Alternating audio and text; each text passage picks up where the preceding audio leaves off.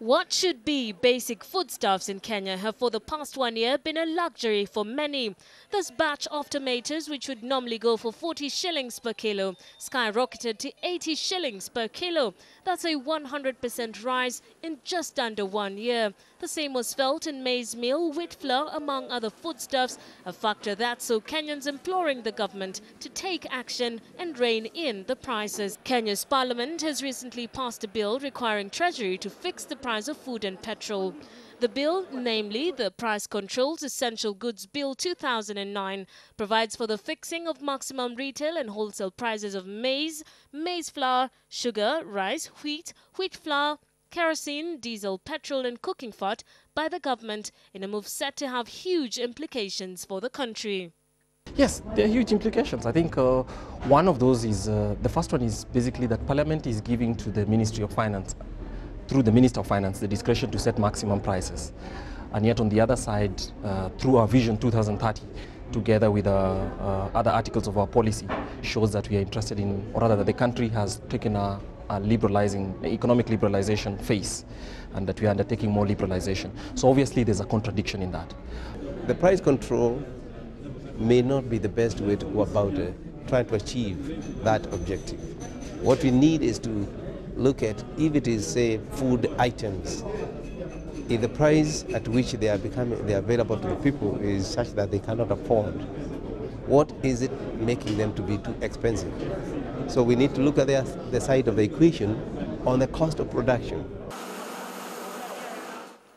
Already, manufacturers have cautioned the president from assenting to the bill, warning that the move will kill industries and reverse gains made in liberalizing the economy. There is no doubt that if you want your lowest prices, you should allow and facilitate competition. The price control bill as proposed will take away competition, and while it might look very attractive in the short term, it's going to be very unattractive for Kenya's consumers in the long term, because eventually you will see fewer and fewer manufacturers in business, or they will be sourcing their products from outside. The bill has also been categorized in some quarters as retrogressive, especially at a time when the East Africa region marks the commencement of the East African Community Common Market. What the Kenya government is doing, and that should be the right direction, is to come up with a targeted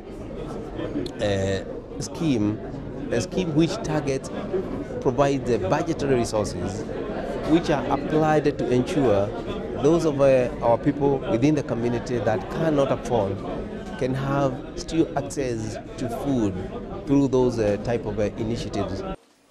The vote by members of parliament seeks to return the country to a practice last seen in 1994, when the government completely freed the market economy.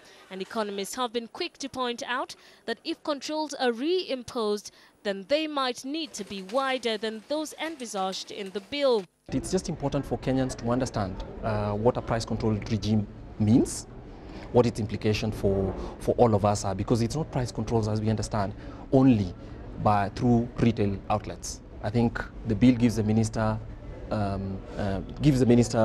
the discretion to set prices, so that even if two villages are exchanging maize or wheat or rice between them, then that will be subject to a price control.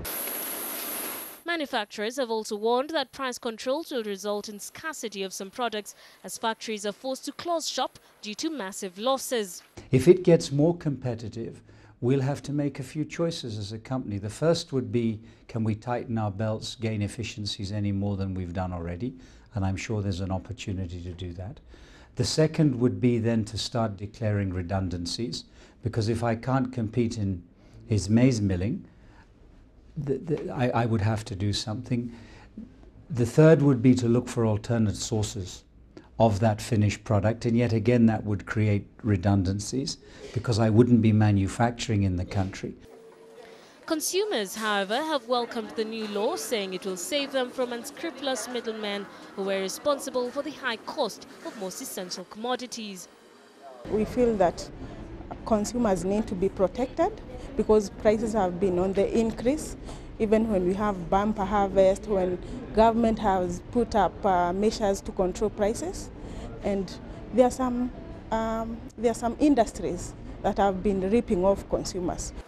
Economists have, on the other hand, advised that whereas price controls are well-intentioned, the government must find a way of controlling the cost of inputs like electricity, fuel and raw materials.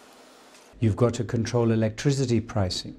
You've got to control your water pricing, your labor costs, your transport costs. And it goes on. You can't just simply control the finished product price, as I say. Kenyans will be keenly watching the next few days as they wait to see the president's response.